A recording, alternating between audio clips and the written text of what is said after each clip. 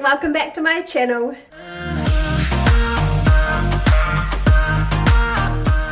In today's video, I have a lot of plant chores that I want to catch up on. I have a lot of poles that need topping up. I have a lot of plants that need watering. I have a few plants that need to be put on a pole or their pole needs to be extended.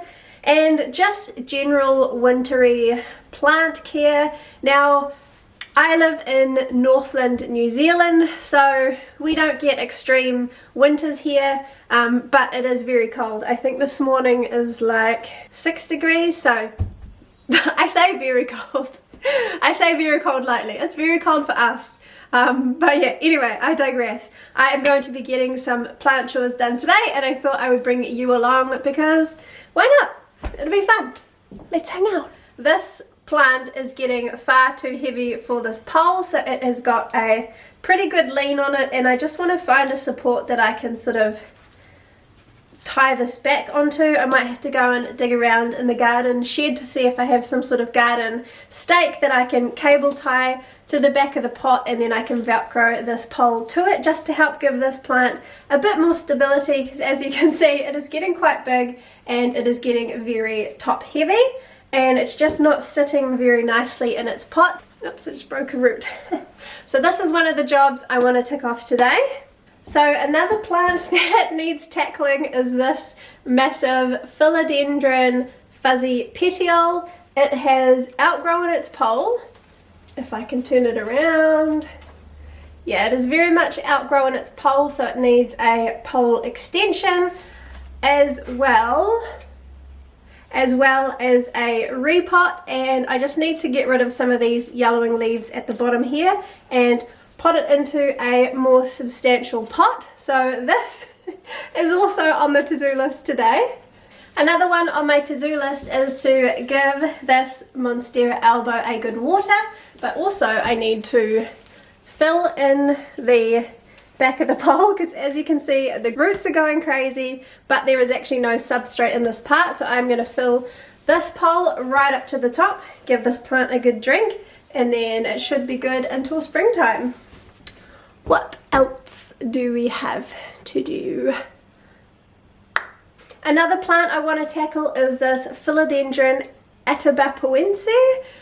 It is very much at the perfect stage to give it a grow pole for it to grow onto, and I absolutely love this plant. I love its silvery, bluey, greeny foliage, but the back of the plant is absolutely incredible. It's like this vibrant, deep blood red. I love it. This plant is so cool and I can't wait to watch it grow and mature. And I'm not going to do to this plant what I did to my Billetiae, however you want to pronounce it. I let it grow up on the wall and I didn't give it a support, and then I finally took it down off the wall and put it on a support, and it just looks a little bit funky because it has spent its life on the top shelf hanging down trying to reach the light. So I am not going to do the same to this one. I'm going to get it on a pole as soon as possible so it can start growing and developing how I want it from the get-go. And this is actually the perfect size plant to start on a grow pole. This is sort of the size that I recommend you start them on. As you can see, it has started to vine and it has started to push out some aerial roots, so these, when they come in contact with the grow pole, will start to root into the pole and just help the plant grow up, give it some support, and it can also turn its aerial roots into feeder roots, and that way it can get more moisture and nutrients from the pole when you water and feed it. So yeah, that is also on the to-do list today. Okay, so I'm going to be putting this plant on one of these plant thingy grow poles. This is the smallest size. Yeah, this is a 60mm wide. So it comes with a plastic back.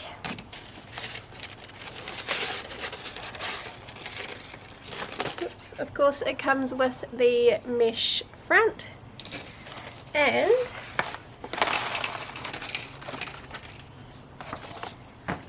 also comes with the cable ties that you need to stick it together.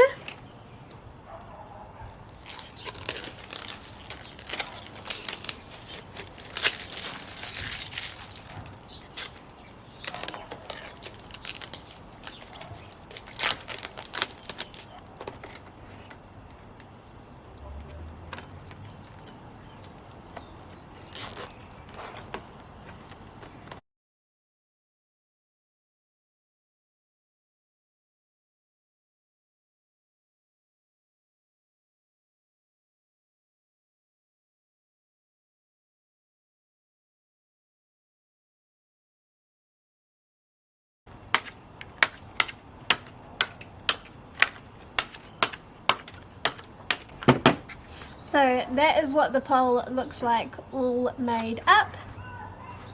I am also going to upgrade the pot size from a 10 centimetre to the 12.5 centimetre, not because it needs it, but because I want to accommodate for the pole to fit into the pot.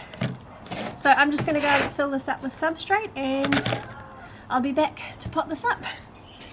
Okay, so what I have here is my Hoya and Aroid mix, mixed in with a bit more fern fibre, just because I had a container of fern fibre left over from another potting up, so I decided just to mix them together.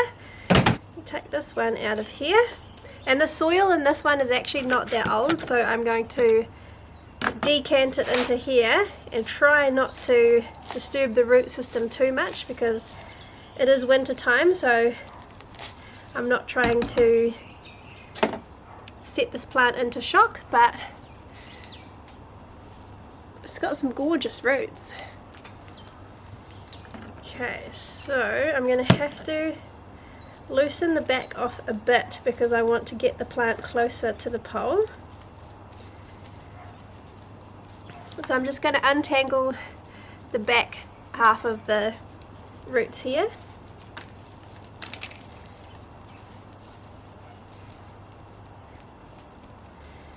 Like so. And then put a bit of potting mix in the bottom. Place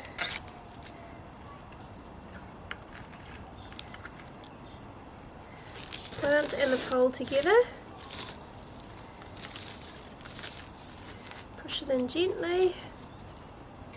What I might actually do is, oh no, that's alright.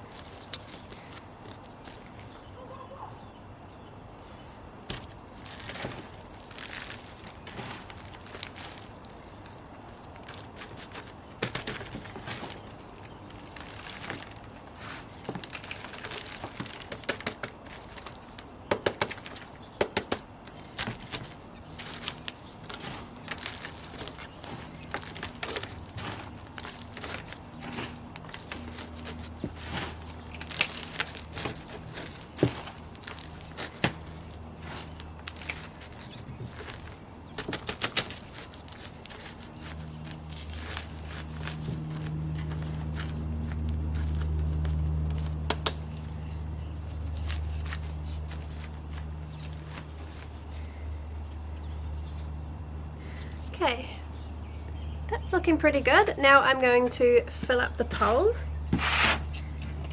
put its tag back in.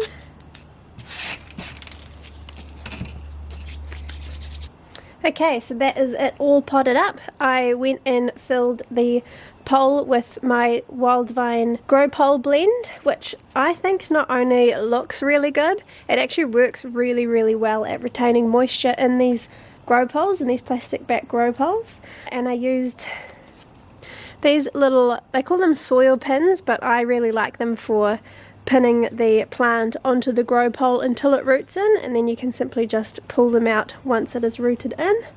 But yeah, I'm going to go and water this in well and go and put it back in position, and then we're on to the next. Okay, next plant we're going to tackle is this big boy, and he just needs a pole extension, so I'm going to be using one of these. These are the Plant Thingy grow poles, and I'm just going to basically extend it onto this pole here. So yeah, let's get making. Excuse me, sir. Now by this time my neighbours had come outside and they were being quite loud, so hello voiceover. I made up the pole to roughly the same diameter as the previous pole that I have on here. Now they're not exactly the same poles, so they didn't fit perfectly, but I managed to jimmy a little way around that. Now ideally you want to extend your poles before your plant actually reaches that size, and before you fill the pole up completely with substrate, because as you can see, I was struggling to get the new pole inside the old pole. So what I did was I ended up cutting off the little feet because they just weren't going down into the pole, and I actually had to remove some substrate out of the top of the pole as well. But this plant was really rooted in there, so I couldn't really actually remove too much substrate because it was pretty much all roots. But anyway, I managed to get it on, and then what I did was I managed to use some electrical tape to actually join the two poles together at the back. And if you saw me there, I was just cutting a little notch into the pole that I was putting on top because I didn't want it to damage the roots that were already growing into the bottom pole. And then I just held on the plant with some plant Velcro, held it in position, and made sure that those fresh little aerial roots weren't going to get damaged and they were going to find their way into the new pole and the new substrate. So I just maneuvered the plant to make sure that everything was fitting in, nothing was going to get damaged. As I said before, it is best to do this sort of thing before the plant actually reaches the top of the pole, because you do run into a bit of issues doing it the way I'm doing it. But yeah, the black tape was pretty seamless. Now this is only temporary because I plan to actually chop and extend this plant once it reaches the top of that new pole and then start the plant again, so it won't look like this forever. As I said, the bottom pole was actually a sample I got in from my shop to try out, but turns out I didn't quite like that one as much as the ones I already have, so I didn't bother taking that any further. But I am just maneuvering the roots in, making sure everything is secure and held in place and it's not going to topple over because this plant is quite big, and then when I fill the top with fresh substrate it will get a little bit heavier again. So I basically just use some Velcro to hold it there, Velcro to hold the plant on, and the tape to secure it at the back.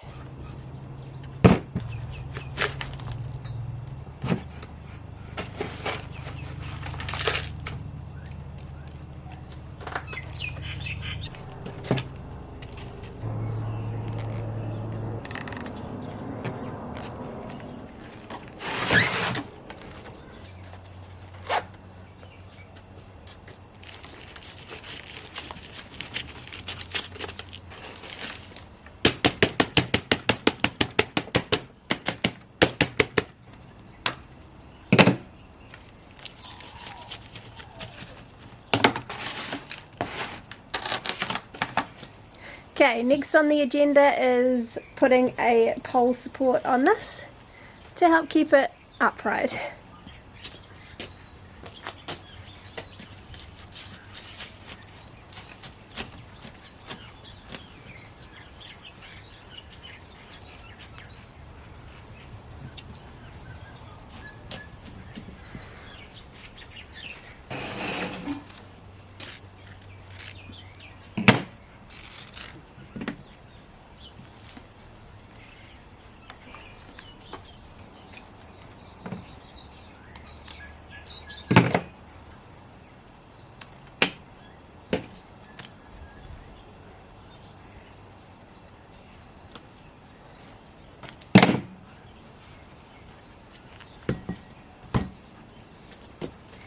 That one was a nice easy fix.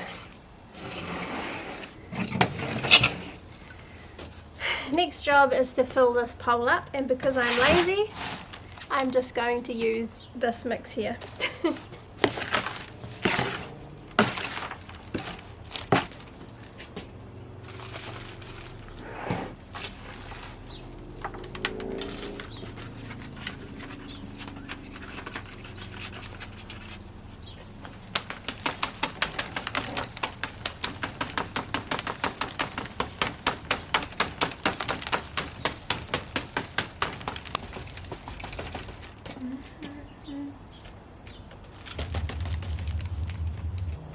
Pole is all full.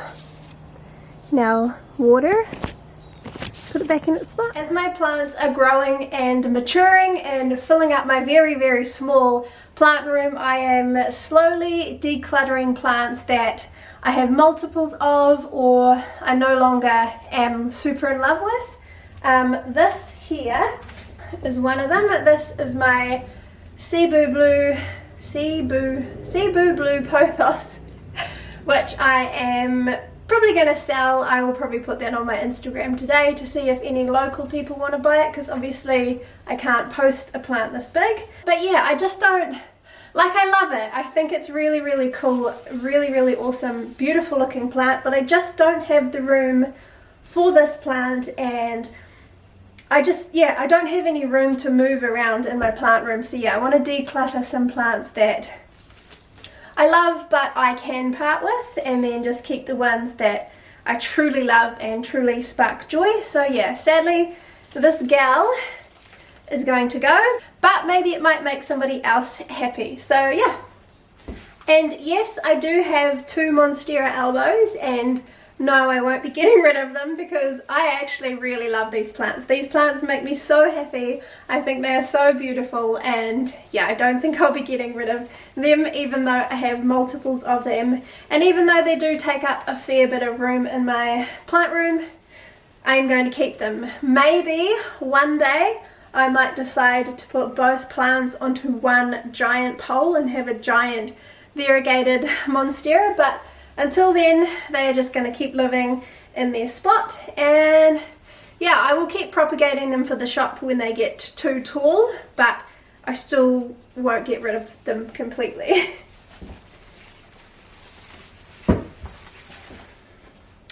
In saying that though, they do need a water, so I'm going to fill up my watering can with Growth Technology Foliage Focus and Root Zone, and some slightly warm room temperature water, because the water is actually really, really cold because it's winter. So I'm going to just warm it up a little bit so it doesn't shock the plant's roots. And I'm just going to go around and water everything that needs a water. And actually, speaking of plants that I kind of want to get rid of, one of these is my Monstera siltbacana. Now I'm not sure if I want to get rid of it completely because it's so bare at the bottom. I am thinking of maybe just chopping the top off and keeping the top and continuing to grow it like that, but as it is, I'm not in love with it. So maybe I should do that now. Yeah, actually maybe I'm going to go and chop this now, but no, actually no. Should I? No. But it does need a water.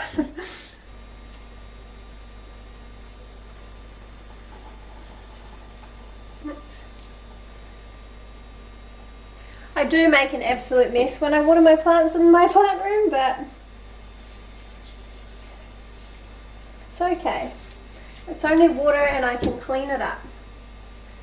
Does it leave watermarks all over the wooden floor? Absolutely. Do I own the house? Absolutely. I pick my battles.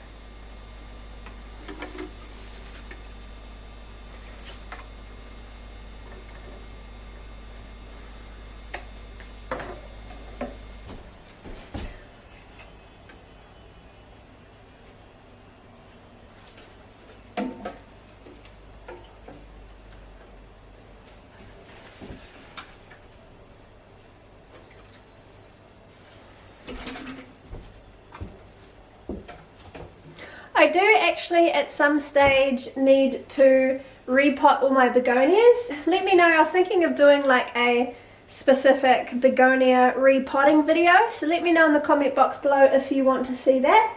I have a few big cane begonias that are in desperate need of a repot, so yeah, if you want to see that in a video, let me know in the comments below.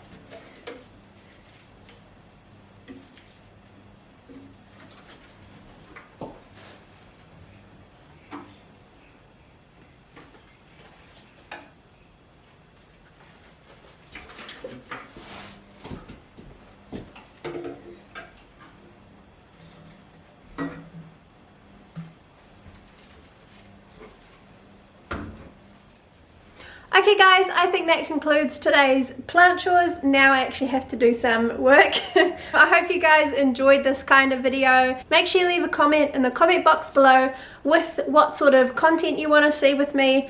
I really appreciate you watching my videos and I look forward to seeing you in the next one. See ya!